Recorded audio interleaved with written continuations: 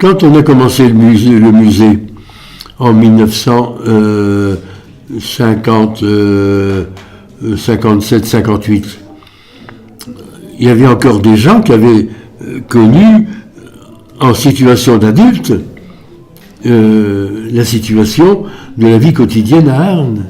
Et alors ils nous ont donné beaucoup de détails sur la façon que ça se passait.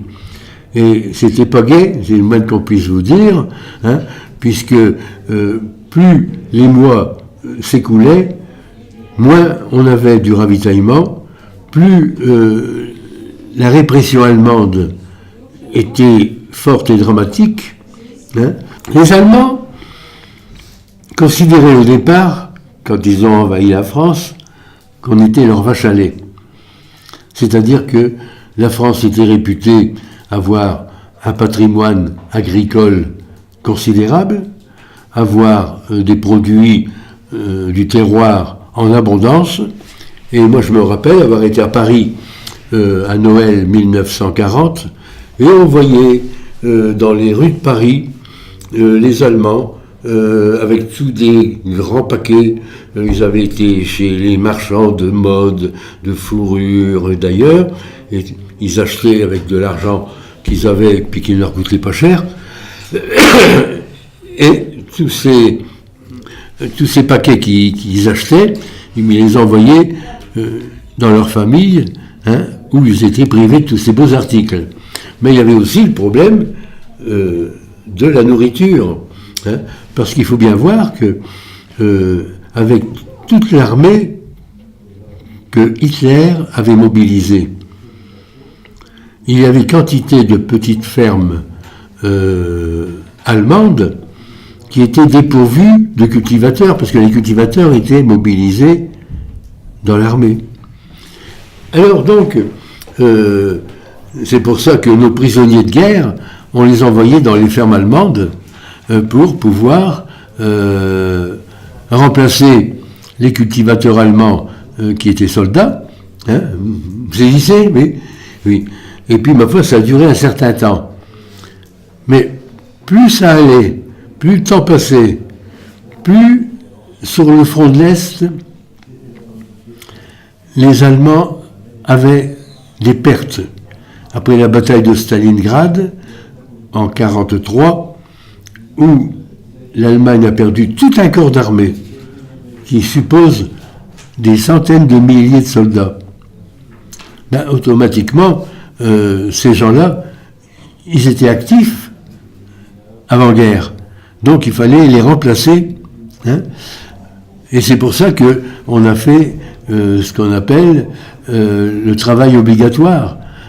On voulait que les jeunes Français qui avaient 20 ans à l'époque partent en Allemagne pour remplacer ceux qui étaient devenus soldats. Oui, mais à ce jeu-là, qu'est-ce qui se passe? Eh bien, il y a de moins en moins de producteurs. Beaucoup de moins en moins de producteurs, donc de moins en moins de gens capables en Allemagne de fournir des denrées alimentaires pour leur grande armée. Et ça devenait dramatique pour eux. Voyez-vous? Alors, à partir de quoi, nous, eh bien, on en subissait les conséquences. C'est-à-dire que, vous allez comprendre, c'est facile, quand il n'y en a plus pour quelqu'un, parce que il y en a un autre qui prend tout, ben, celui qui avait un petit peu n'a plus rien. Alors, au fur et à mesure que le temps passe, tous les mois, à partir de 43-44, on avait des tickets à la mairie pour avoir, avec vous avez vu les tickets, oui, avec le ticket, par exemple, c'était des lettres ou des chiffres, RC, septembre 43, par exemple, eh bien, on pouvait avoir, avant, 300 grammes de macaroni. Et bien après, on n'en avait plus que 200. Après, on n'en avait plus que 100. Et plus ça allait, moins on avait de ravitaillement chez nous.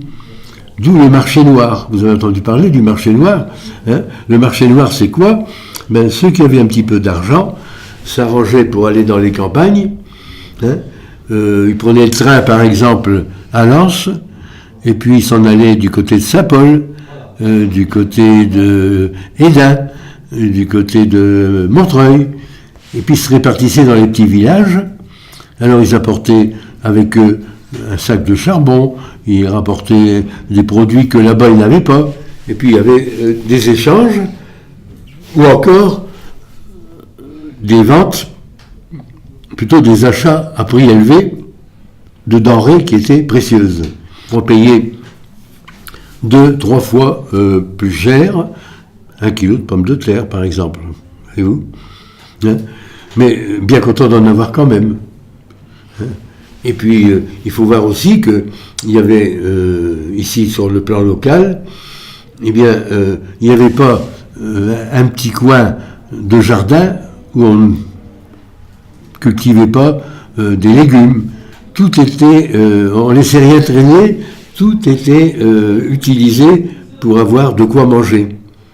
Moi, je ne me plaignais pas où j'étais réfugié dans les Deux-Sèvres, parce que c'était des pays agricoles. Et puis là-bas, ma foi, des petits villages, et les fermiers avaient un petit peu de tout.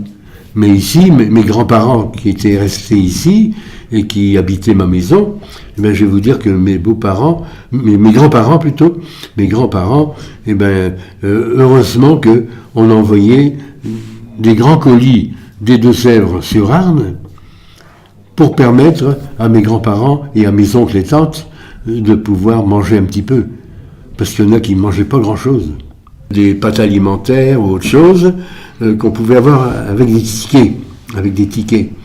Ben, je vous assure que les pâtes alimentaires qu'on avait pendant la guerre, elles étaient noires, hein, et avec un très mauvais goût. Hein. Ben oui, le bon froment, hein, il était utilisé pour ravitailler l'armée allemande. Hein.